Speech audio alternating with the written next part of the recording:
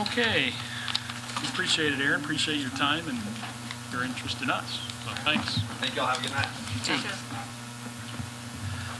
Okay, we have Drew Hodder here from the Lincoln Football Club.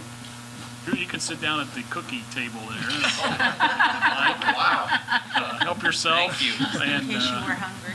we thought we might have you here to just kind of update us on what's going on with the football club and the soccer complex and those types of things. So thanks for coming. Well, thank you very much for having me. And I think we're in our third year, maybe headed to our fourth. I have a little handout being passed around. On the front cover, you'll see a photograph from one of our local balloonists who happened to be flying over our fields. And this was right before a get-together with our league. And you can see all of the fields as good as they looked last year in the drought. They greened up very nicely toward the end of summer, right before our big tournament, so it was really nice to have the rain we got. But you can see them there with the goals in place and the lines on the fields, and they look pretty good for 2012. Those fields are all the same as this year. The one in the far, at the very back of the picture, you see there's kind of a differing light green, dark green. That field was really hit hard during the drought, so it was not used in our big tournament. The next page you can see was on our package to our tournament attendees.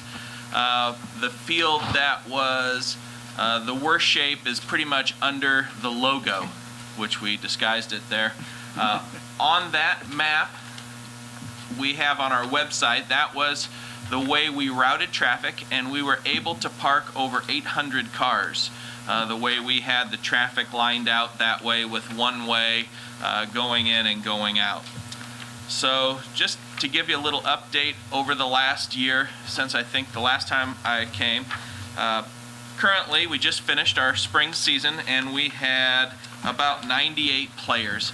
And you can see the U8 boys, the U9 age groups are really where we want to get people into soccer, and those people are the ones, those kids are the ones that stay and play all the way up to the high school age group, which we had 22 players. So Lincoln FC had 98 players for our spring leagues, and we played in the Intercommunity Soccer League, which is based out of Washington, Illinois. And we have become one of their host sites, which is nice in that we can hold all the different age groups at the same time in kind of a festival atmosphere over a weekend. It's usually one day, but it starts early and runs late. And we hosted the league, I believe, twice last fall, once this spring, and probably twice again this fall. Each time we had teams come from all the other communities, and I listed those. So we had 30 games on a Saturday, played on 6 different fields, and people from Peoria, East Peoria, Pekin, Canton, Bartonville, Germantown, Sunnyland, Washington, Hollis Park, and Morton all came to Lincoln. So it was a nice thing. I know the businesses in our area noticed an increase in business because they told us so. Over this last year, all of our maintenance has been done by our parents. We now own a John Deere mower. One of our local implement dealers helped us out, and we made our final payment at the beginning of July, so we now own a nice tractor. Our big event and our only fundraiser now is our Route 66 shootout.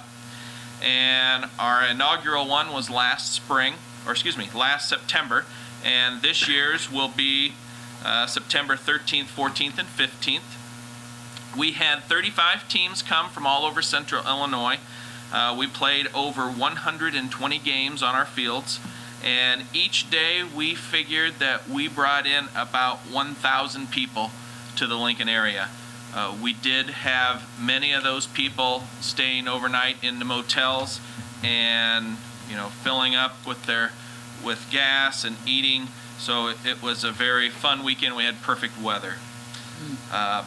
Recently, Robert Morris University contacted us and asked us if we'd be willing to rent our fields to them for this fall.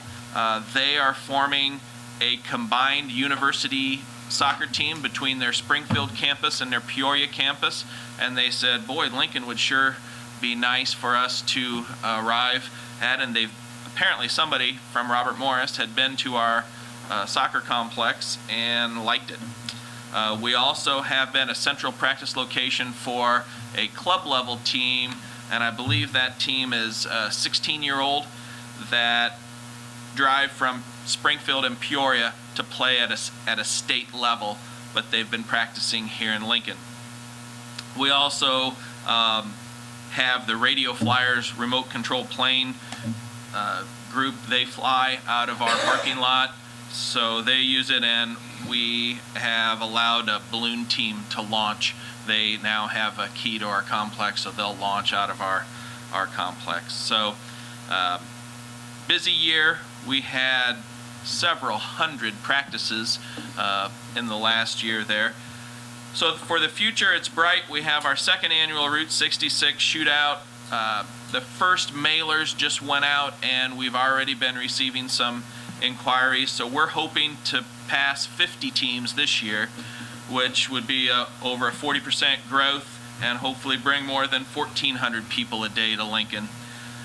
We also have seen more growth in our youth teams, so we're going to reconfigure our fields. If you look at those pictures, and you look there on the map picture where I think it's field 5 and 6, there are U8, U9 fields. We are specifically going to downsize those 2 fields into U8, 9 fields, but turn them the other way and make 3 fields. We'll also need to purchase 3 sets of goals, and we have the money set aside, and they're going to roughly cost about $2,000 a set. So we'll have 3 new sets of goals, 3 new fields there, and then next to that, where you see the 1 small field, that will be turned into 2 U10 fields, and then that'll still allow us to have 4 full-size fields. So that'll increase our total number of fields to 9 that we can run simultaneous games on. So we can even, we may be able to host 70 to 80 teams and still be able to fit the people in there. So we hope to have a really long-term relationship with the city. We hope to develop more permanent structures and better facilities out there as we grow. If you look at the front cover, you'll see our new logo. We decided that our old logo, which is on the second picture, didn't really show where we're from. So we decided we wanted to make it more obvious where our soccer teams are from. So we decided to tie it into the city of Lincoln more. So that's our new logo, and please, we have lots of pictures, lots of updates about things going on our website, and I've put that on your page as well. Any questions? I'll tell you, this is wonderful, what Thank you. you've done. Last year, I went out and just amazing what you've done with that property. It's way up and over what we, and I'm sure yourself, your visions on this. And with what you had to say tonight, all I can see is just wonderful things happening. Thank you very much. Yeah, it has, it was a little scary starting out, Yeah. and once we got things seated and we got the rain and the fields looked good, we got on them earlier than we really anticipated. And once we had a home, we did not have trouble finding players. And now we have excellent families that really help out, divide the workload, and it's really been a great, fun thing to be part of. Wonderful family. Yes, My daughter was fortunate enough to have a internship with the American Heart Association. She made some contacts, and one of the things that we'd like to talk to the city about down the road is putting in a walking path. And the American Heart Association has funds available and works with the local health care providers in Lincoln to help set that up. So that's something I think will even bring more use apart from soccer, but it's also going to be great for parents when they're out there and their kids are practicing. So little things like that we'd like to do and add, and so down the road we'll talk about that too. If you get a chance, I'd really encourage you to go out that weekend in September. It's really neat to see how they have it laid out, and it's really a lot of fun just to see the families that are parked up right next to the fields. I think that's something that they like. You don't have to park and walk miles to get to the games. They park right next to the fields because of all the space. And it's just really, it was really neat last year. Alderman Tibbs, you were there, I know, so it was really a neat thing. So I encourage you to go out and just take a look, spend a little time out there that week. Fun. I drove by there last week, drove out there thinking I could get in, but of course you have it locked. But, and I just couldn't believe, all the nets and everything, and where everything's laid out. It's just, I'm sure even yourself, you're quite satisfied. I know my neighbor is one of your mowers, and so we have a little bit of discussion about that too. And so that makes it even more family together and people together working for the common good. And here they are out there all mowing and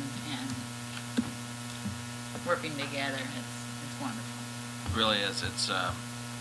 It's amazing to see how much gets done. Mm-hmm. We always felt like, oh my gosh, it'll be 3 families doing it, but we've really had a lot of, there's always people who really spend a lot of time there, and we have those people, but it's really been divided up nicely. Do you receive grants or work at all with the Tourism Bureau? You're bringing a lot of people into the community. We have not. Okay. We talked a little bit with the people with the rail splitter last year, and met with them some, but I think it was more just to pass on information. We wanted some handouts for families coming. Every family that came, the coaches will take a bag of things related to the city. So we had a free sundae given out by Culver's if they show up in their uniform. Those type of things. So they get little. That's great. The coaches are doing that? Well, our tournament directors give that to coach of each team when they sign in their team as being part of the Illinois Youth Soccer Association sanctioned team. Each player has a card. They have to be checked in, identified by photograph, and then those are sealed so they can't add players and rig the tournament. So at the 8-year-old, it gets very competitive. And when they do that, they get a little brochure about Lincoln or about the festival that was going on last year, and coupons, those type of things, and they hand them out about their players, and that keeps them here. So if they have any ideas, send them our way. We'd be glad to give any kind of city merchandise or brochure type stuff out. But we have connections now with the Tourism Bureau, Yeah. so we will make Well, sure because, that. maybe we could expand on that. I've seen where it's a full sheet of coupons for all over the place, that the hotels can make available, or, so maybe we can work with you to work with Excellent. whomever to help that out. John LeBay, he's quite active with soccer, and his son in Chicago area. Always has something to talk about as far as those games are concerned. Well, Drew, we appreciate your efforts. Well, and, thank you very the much. club's efforts, Sure and you guys are great tenants, And we appreciate the enhancement to the property, but then also what you're doing not only for the kids of the community and the area, but also our economic situation, because this is an economic driver for the community, and we very much appreciate that and all the work that you guys put in. So thank you. Thank you. Yeah, come a long way. Come back again.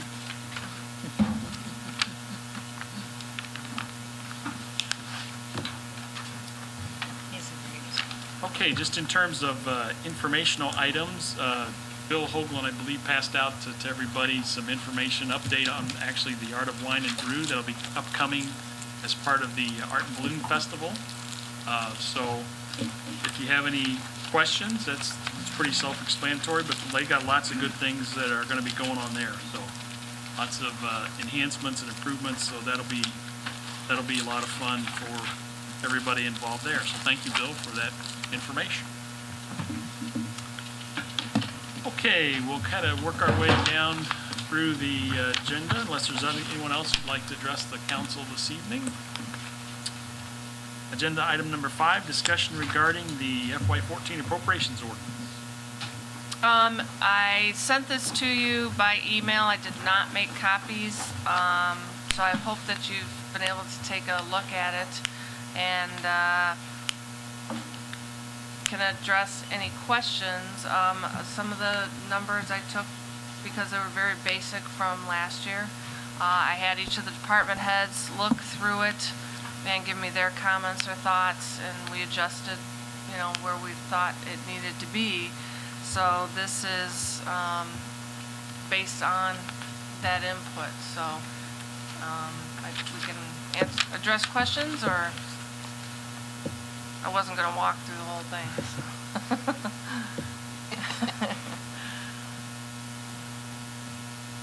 Any questions on this? What we will need to do, as I understand it, we'll have to have a public hearing on the 15th. Well, Right. no. Because of the July 4th holiday, I was told that the paper was already done for the weekend on last Wednesday. And so we need to have hopefully a 5 or 10 minute meeting on the 23rd before the committee of the whole, because it will be published, I think it's actually to be published on tomorrow. So Will we that be couldn't adjourned? do it on the 15th. I'm sorry? Will that be an adjourned meeting then from the 15th, so we can vote on it? Yeah. If that's how you do it. It has to be a 10-day. No, We'll it's a have to- 10-day notice, but But if we're going to vote on it before the end of July, then it will have to be on the agenda for the 15th. Right. And then we just adjourn the meeting to the 22nd, and we'll vote on it at that meeting. Right. okay. 23rd. Yeah. 23rd, whatever. Sometime that week. It is a voting.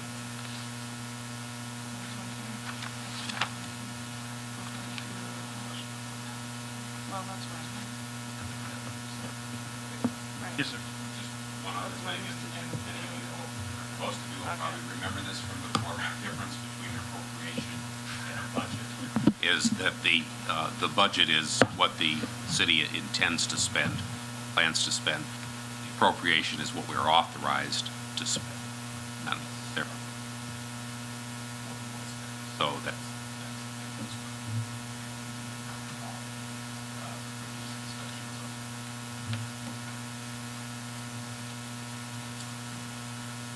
Any questions on that? Comments? Okay, we will then proceed and have to have that done by the end of July. Okay, agenda item number 6, discussion regarding the utility tax. There was a short memo distributed to you.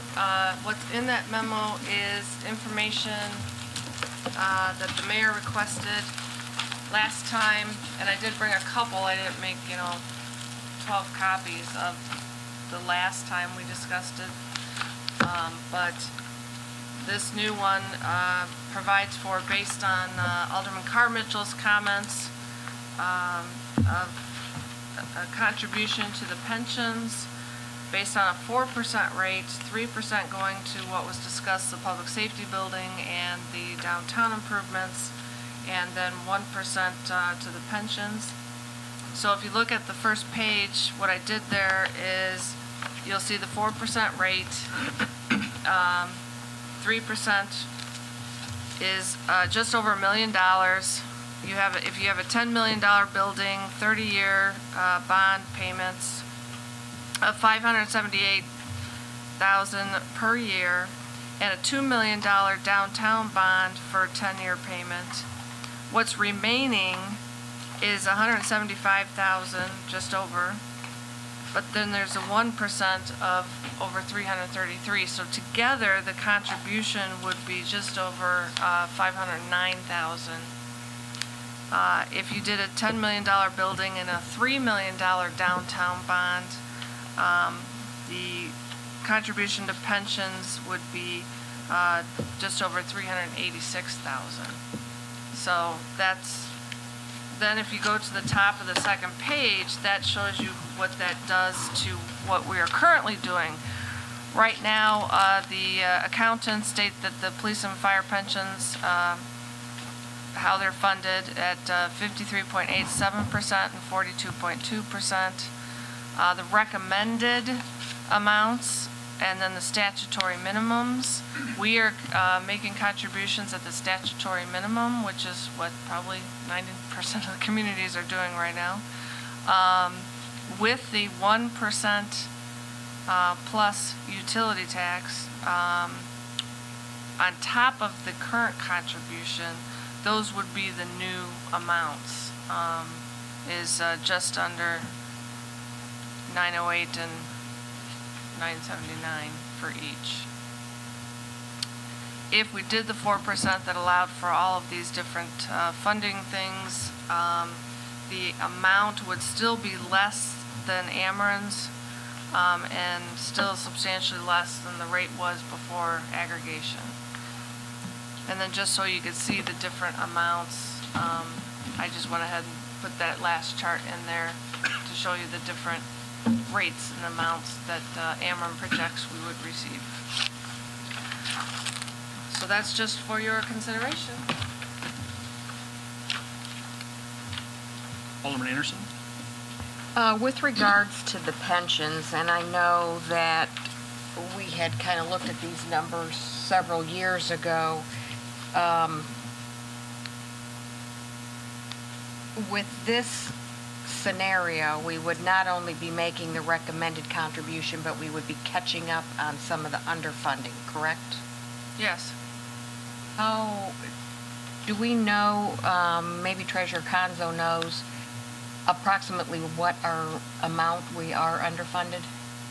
Well, we're underfunded by about half. That's where those, the Yeah, that is- actuarial city administrative I cover at 53.8. That's But I that's want to to, fund it on a. but I need a dollar amount. I can get.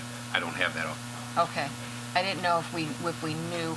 What I'm just trying to see is how long it might take us to make a dent in that Yeah, I underfunding. wanted, the mayor had asked that I try to get, what this would do, if we went from 50% funded to 90% funded. And I had called the actuarial accountant and he never called me back. So but if given time, we could figure it out. Let me just add one thing. You recall that the annual having take about $1,000.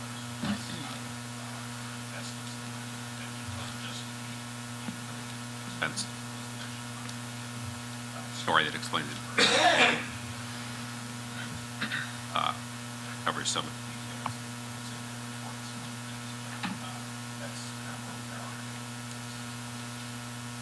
Probably going to retire and have Right. transfers from the investments.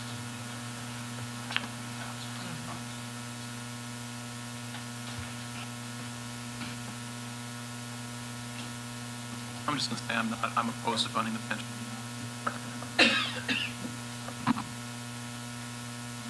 we're at the recommended amount, we're still way, way, way.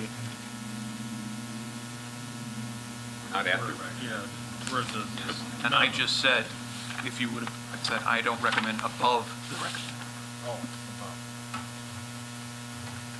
Is that recommended amount, is that relatively static, or is that increasing? No, in out years, I don't know, it changes every year depending on retirements, employees, what they've made in investment income. Okay. But the recommended I amount will is- say that they said if you did the recommended amount, you would be about 90% funded by 2040.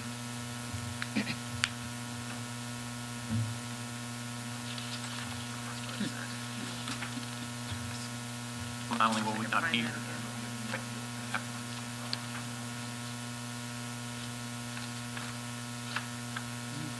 I would like to see us at least funding at the recommended level. And there's no way we can get there now. Right, we don't, which is why we never have. And you know, we've tried to throw bits and pieces, but $13,000 here or there doesn't make much of a dent.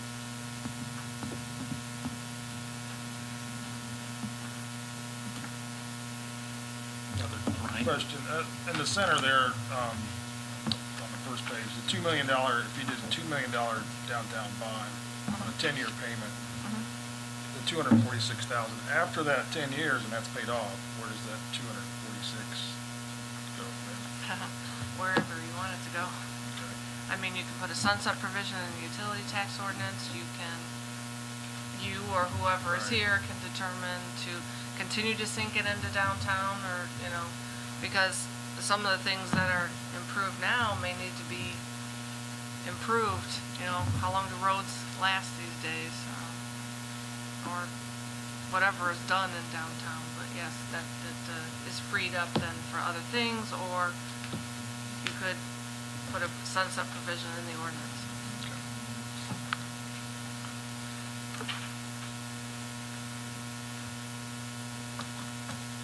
Other questions or comments on this at this time?